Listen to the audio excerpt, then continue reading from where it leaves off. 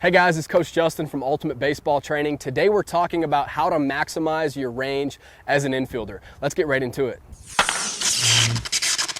All right, so the first thing is, as you're getting ready to go into your creep step or your hop or however you get ready pre-pitch, where are you looking? I think that's so important, and I think this is a more common mistake, I should say, with outfielders, but a lot of the times I think outfielders try to focus on the pitcher. So they're looking at the pitcher and they're trying to follow his arm circle, right? The pitcher's going through his windup and his motion, right? And they're trying to follow the arm circle. They're trying to see the release of the baseball out of the pitcher's hand, and they're trying to track it from his hand to the hitting zone, and then they're trying to see it off of the bat, and their eyes are moving all over the place like this. It's too much for your eyes to track. And so I think this is a little less common with infielders, but if you are trying to follow the ball out of the pitcher's hand, that's a mistake. What you're going to want to do is you're going to want to shift your focus to the hitting zone, all right? Because don't worry, you'll see the baseball enter the hitting zone.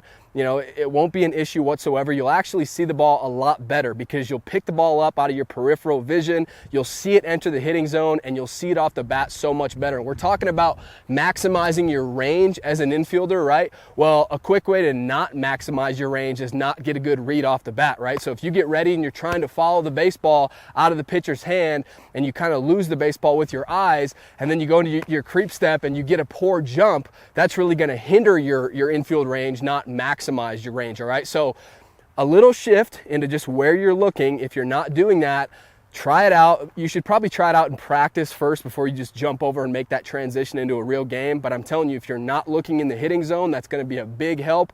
You're going to get better reads. That's going to help you get a better first step and maximize your range. And speaking of first steps, let's talk about the first step because I think it's so important. That's the next thing, all right? No wasted first steps, no hesitations, no stutter steps. Now, is it going to happen from time to time? Of course, but more times than not, you want to have a great first step. So how do you know if you're getting a really good first step? Well, I think it's pretty simple, and that is, you know, did you gain ground towards the baseball or not? So I'm at shortstop right now. Let's take a ground ball hit to my backhand side in the hole here. Right now, if I go into, let's say I like to do a right left, a little creep step to get myself ready. All right, so the pitcher's, you know, getting his sign, whatever, he goes into his delivery, and I do my little right left. I'm ready to go. The ball enters the hitting zone. The hitter swings right, and again, remember, it's a ground ball to my backhand side in the hole here. All right, if my first step is, you know, maybe it's a jump forward, or if my first step is, you know, I don't see the ball well off the bat and I take a little stutter step this way and then I have to open back up this way. With that first step, did I gain ground? I have to go this way. Did I gain ground that way? And if I stepped this way, or if I did a jump step, or if I did anything but gain ground, whether it's this way or with a crossover, if I did anything but gain ground to where I need to be, well, that's not the ideal first step. And so that's the biggest thing.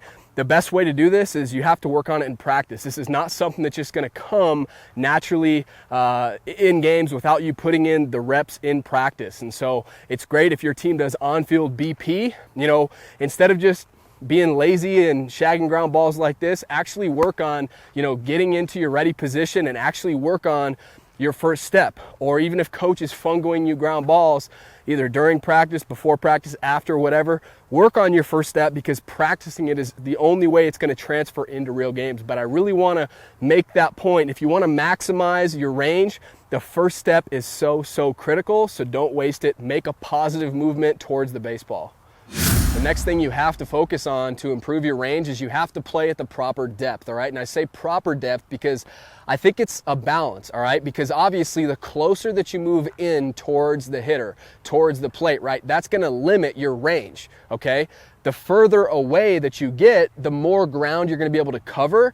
But it's a balance because let's say you're playing, you know, 15 steps into the outfield, really over-exaggerate it, right? How many of you can actually, if you get to that baseball, how many of you can make that throw and actually get that base runner out? Chances are very few. And so there's a balance. And that leads me directly into the next point as well. These two go hand in hand. You really want to focus on, if you want to improve your infield range, improve your arm strength, because what that does, it's the same thing as at the plate as a hitter.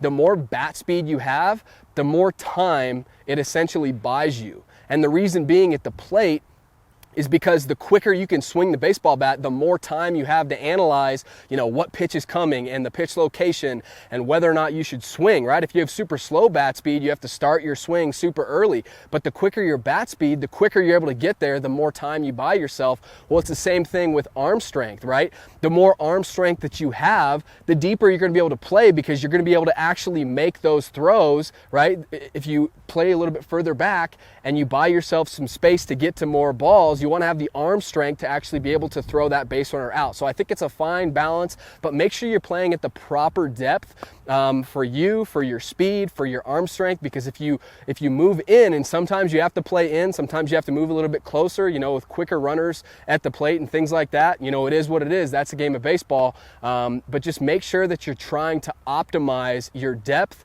for, you still are allowing yourself enough time to throw that base runner out, but you're also maximizing your range at the same time.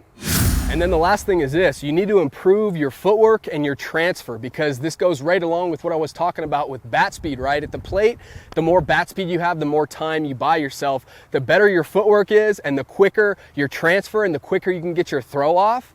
Obviously, the more range that you're going to have as an infielder, right? Because, if you go up to the ground ball and at some point in your transfer, right, if you lose the ball or you don't get a good grip and you have to do a bunch of different pats, or if your footwork is kind of choppy and instead of fielding the ball right, left, and right, left throw, instead of doing that, if you have to go, right, left, and you don't really have yourself gathered, so you have to take, a bunch of steps before you can get your throw off, you're going to have to play a little bit closer, and that's, not going to be able to help you maximize your range, right? Because you don't have a smooth, smooth footwork, and you don't have that smooth transfer, and you can't get your throw off quick. So I would really, really strongly recommend working on that. And again, all of this stuff, right? None of what we've covered today is a magic pill or a magic potion. All of these things, what do they require you to do? They require you to get out to the field and actually work on it. So that's what I would challenge you to do, whether you're in season right now, if you're playing fall ball, or if you're not, if you're just gearing up for the spring or whatever. The only way you're going to get better is by working on these things. There's nothing that you can do to improve your range aside from, maybe shifting your focus into the hitting zone to get a better first step. But aside from that, there's nothing you can do that's going to be some magic pill that works overnight. It's going to take lots of practice. All right. So hopefully you enjoyed today's video. If you did, hit that like button for me. Subscribe to the channel if you're not subscribed already, because we're coming out with new baseball videos every single week that I know you're going to enjoy. And last thing, we all know that infielding, being an infielder, that's just one side of the game, right? You also have to really bring it at the plate. You have to be a good hitter. And so I put together a free on-demand hitting training that I would love for you to watch. It's 100% free. All you have to do to grab it is click on the very first link down in the comment section. That'll take you right there. All right, but go watch that on-demand training. It'll really provide you clarity on, when you head out to the field, what exactly you need to work on to take your hitting to the next level. So I think you're going to enjoy that. Click on that link, go watch it now. Thank you so much for watching today's video, and I'll see you next time.